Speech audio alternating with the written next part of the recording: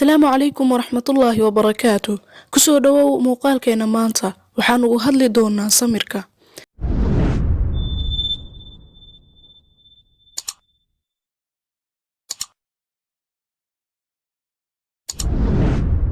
Samirka iyo dulqaadka waa dhaqan iyo dabci wanaagsan oo aad loo amaanay in badanna looga hadlay diinteena wanaagsan ee Islaamka.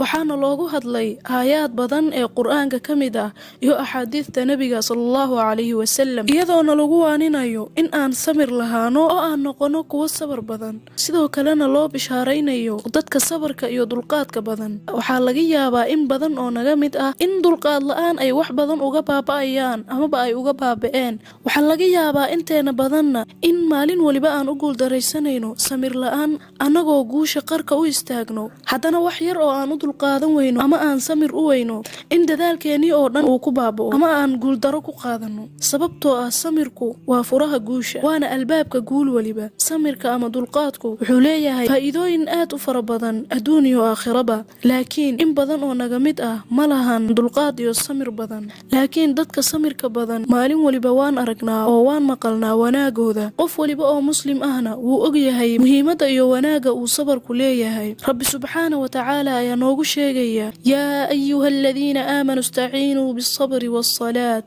ina allaha maca asaabiriin. Kuwa alle iyo nabi rumeeyayow, kaalmaysta sabarka iyo salaada, allena wuxuu macagooda yahay kuwa sabra. sidoo kale aayad kale ayaa wuxuu alle ku leeyahay: walanabluwannakum bishayin min alkhawfi waljuuc wanaqsin min alamwaali walanfusi walthamaraat wabashir الصابرين. waxaan idinku imtixaanay sheeyaalo ay ka mid tahay cabsi, gaajo iyo nusqaan, naf iyo maal iyo miraba leh. u bishaaree kuwa sabra. aayadahan iyo kuwo kale oo fara badan iyo axaadiis badan oo ka hadlaya samirka iyo dulqaadka waxaan ka fahmaynaa wanaagga uu sabarku leeyahay. sidoo kale dadka caqliga leh waxay in badan nagu waaninayaan in aan sabarno wax badan si aan guusha u gaarno. xilliyada sabarka loo baahan yahay waa waqtiyada adag. dadka sabarka lehna waa kuwa ku sabra oo u dulqaata xaaladaha adag, imtixaanaadka nolosha. dadka sabarka badanna waxaa la ogaan karaa marxaladaha adag ee nolosha. haddii aan dulqaadanin oo imtixaanaadka ku sabrinna ma noqonayno kuwo guulaystayaal ah ilaa aan lahaano samir iyo dulqaad. sababtoo ah guushu waxay nooga baahan tahay dulqaad. xitaa hadday nagu adag tahay ama aan dabeecad u lahayn, waa inaan isbarnaa dulqaadka iyo adkaysiga si aan u noqono kuwa liibaanay adduun iyo aakhiraba. ma jiro guulayste bani aadam ah oo guuldaro aan dhadhamin. waxaase jira ibni aadam awood u leh inuu u dulqaato guuldarada iyo imtixaanaadka, sida geedaha jirida weyn oo aan dabayshu siibin ama aan dumin karin. adigana iyaga ka mid noqo. adkayso oo samir lahaw. u dulqaado xanuunada iyo dhibaatooyinka nolosha.